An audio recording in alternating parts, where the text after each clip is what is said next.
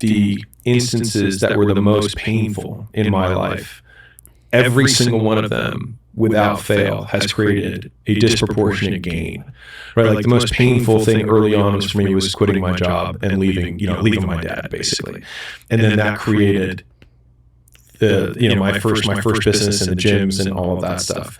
Getting into the DUI, the head-on collision, and like that whole situation got me out of all of these failed partnerships that I wasn't willing to do. But in the moment, I was like, I'm such a failure. Like, I suck at everything. But that gave me the springboard. When I lost everything the first time after that, that then gave me like the idea that I needed to change the business model around. Right. And that's what switched me into the licensing model. Right. So like each of these times, and then that became, the first fortune. This is kind of like alchemy. Yeah. Like turning something which is worse than useless into something that's as precious and useful as possible.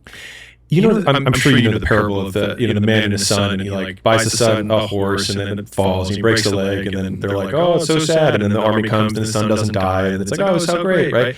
And so it's one of those really interesting ones where like whatever negative situation, and this is probably good for the audience, but like if you think back to all the negative situations you had, like the really, really bad ones, when you expand the time horizon, most times they become net wins.